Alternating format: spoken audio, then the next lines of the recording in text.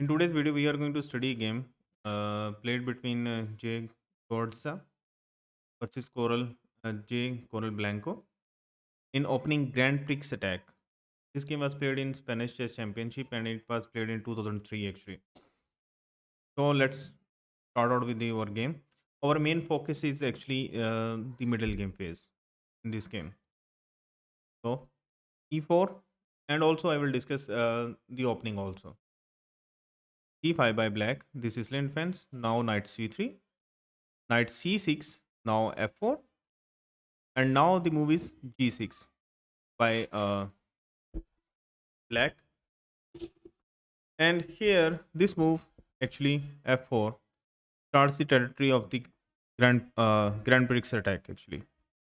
So knight f3, now bishop g7, bishop c4, developing the bishop, now e6, and now castle. Uh, in this a point of castling is that instead of going for f4, this move f4 f5 straightforward, white simply completes his development, and then he is going to attack on the king side, and then he is going to play the move f4 f5, and this is one of the themes of Grand Prix attack actually. So knight g e7, developing the knight over here, as black's plan is now to play the move d5, d3 by white. I want you people to show you that what happens if white immediately goes for the move, for example, instead of e5 over here. But this e5 actually does not gives actually white any type of advantage. The point is that he is unable to gain any type of advantage. I'm going to show you why. Because now, for example, if e5, now d6 by black, and black is immediately hitting this e pawn, the extended e pawn. Now, for example, e into d6, now queen into d6, d3 by white. Now black castles, knight e4 hitting the queen and hitting this pawn over here. So queen c7 by black, and now queen e1. The point of this queen e1 move is that white is going to maneuver this queen over here or on g3 or whether on h4, and he's going to just then start his attack. This is the point of queen e1 move. Now knight e5 by black, and the point of playing this move knight to f5 is that now this square is very beautifully controlled. This bishop is already free to in hitting this b2 pawn over here. This square on d4 is being controlled thrice,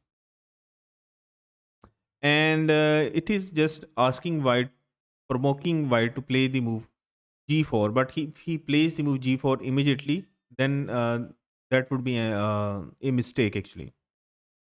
So queen f2 first, putting some pressure over here on this square on d5. Now b6 by black, and black was actually fine in Judith Polgar versus Boris Gelfand game, which was played in Rapid in 2003 actually.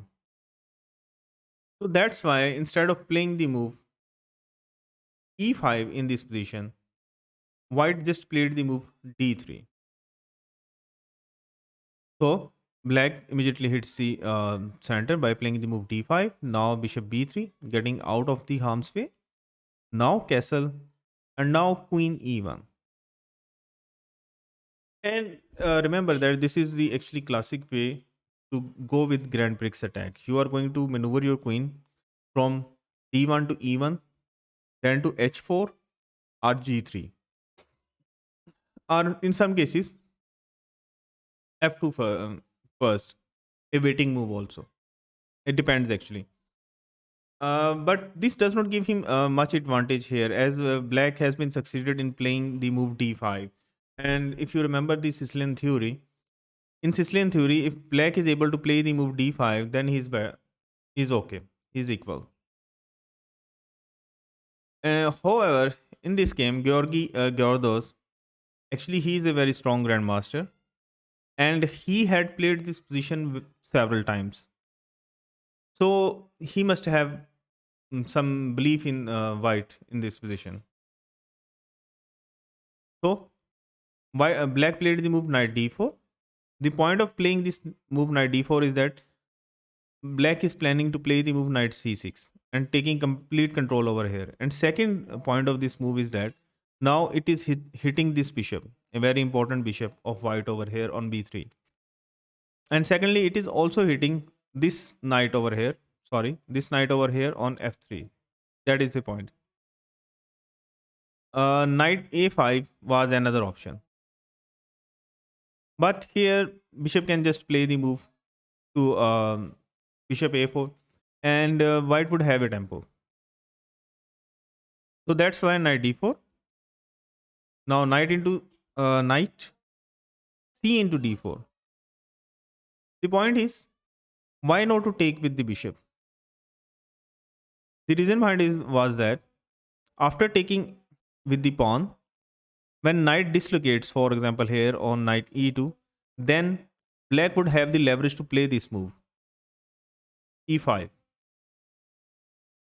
The point is that solidifying first after taking this pawn, and black would have a solid center in this type of setup. So that's why he took with the pawn instead over here. Now knight d1. Now white played the move knight d1 is that now after queen has moved over here on h4 or g3, he's just going to play the move knight f2. Then he would start over here like this, knight then to h3, and it would be controlling this important square. Or just knight could go over here on, sorry, knight on g4 to over here on e5. This is the point behind playing this move knight d1. a5 by black. Now it is saying that I'm going to play the move a4 and going to trap your bishop. So a4 by white himself. Now the move f5. And the move f5 is, the concept behind is that actually black wants to create a blockade against the white's thrust, against his king, the black king. This is the point. So if here d into e4, this was another game in which Györdes actually faced this move d into e4. Now after d into e4, now b6. The point of that, it is also protecting this pawn over here. This rook would be free. Now this bishop is going to come over here on b7 or whether on immediately on a6, hitting this rook over here. And rook f3. It is a new actually interesting idea which white tries actually to immediately. It is a rook lift actually to bring the rook immediately to h3 and knight f2. This is an old move. Instead of here in that game, rook f3 was played, and now after bishop to a6, now rook h3, now knight c6 by black, knight f2, queen e7, developing the queen, and e5. And in this position, black had the advantage. Sorry, white has the advantage. And this game also happened in Spanish Team Championship in 2002 actually. The point of this, why black has the white has the advantage, because now this knight has a very beautiful square over here on e4, and black needs actually two different moves to bring his knight over here, which would be challenged immediately by the move g4, and the queen can move then to h4, threatening this pawn. That's why white has the advantage in this position. In the game, f5 was played immediately. Now knight f2, bishop d7, bishop d2, putting pressure on a5 pawn, king h8. and now king h1. And the point of this move, kings to h1, is that it is to moving the king to a safer square actually. It is unlikely that white is going to play a move like g4, g2 to g4 like this, continuing the attack.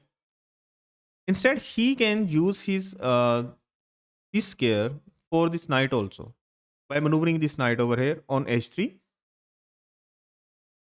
to g1, then f3, and then it would have control over here on e5 square and g5 square. Uh, so that's why black played the move bishop c6 first. Now it is threatening pressure over here on e4 pawn. And black actually stops the white knight from moving just yet because these pawns are threatened actually. So e into f5. Now knight into f5. Instead of what happens if e into f5. Now knight h3. And here white has a clear advantage. Because of this, knight is being stuck. But taking the pawn in this way, now this pawn is weak. And black is giving up this pawn over here for the initiative actually. Knight g4 by white. Now this knight is free to roam over here, taking control of this square and taking control of this square also on f6 and e5. The point of this immediately greedy move, if you take the pawn, would be a blunder. I want you people to pause the video and think that how this is a blunder. It is a very simple thing. I want you people to just pause the video and think that why this is a blunder. And the point is that now rook e8, queen f7, now rook e7. And white's queen is being trapped. So knight g4, now queen b6 by black. The point of this queen b6 is that it is protecting this pawn, but it is not at a good square at present. The queen must be somewhere else over here like this. After the move, sorry, this pawn should be protected by the move b6, and then this rook can move over here protecting this pawn, and the queen which was over here then could jump over here on f7. Now the move rook f3. Now it is defending the e3 square by the knight jump. It stops black knight actually from jumping in there, while also planning the rook lift actually. You may see this rook lift, and now the rook is going to move over here on to h3. The knight would get out of the way, then g4 could be played, threatening this bishop over here. So queen c5 by black now, rook h3. Now indirectly attacking this pawn over here. And now white is able to take this pawn. So bishop d7 protecting the pawn. Now knight e5. Now the threat is g4. And the threat is over here on knight takes g6 check. So bishop e8 now protecting this pawn over here. And black is actually horribly passive over here. And his king is very weak. You may see from the position that white's position is completely overwhelming. Just check this rook lift. And this is a very beautiful concept. Remember that in your games. Whenever you see a position where that you can do such type of uplift, always go for it. So knight f3. Now bringing the knight back as it has done its job over here. Now this pawn is threatened, and now this knight is coming over here on g5.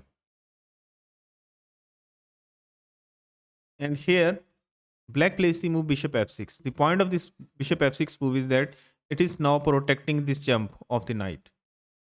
Instead, if black immediately goes for again protecting this pawn, this would be a mistake because knight g5, h6, and now knight into e6 wins. Actually, now this queen is being threatened and this rook is being threatened. So that's why bishop f6. Now white collects the free pawn, queen into e6. Now bishop c6, now knight e5. And now white is a pawn up. But and he has and he has a very strong attack also. You may just judge from the position. This rook is coming into the game. This bishop is eyeing this pawn. This pawn is weak. It is at present duly protected by two pieces of black.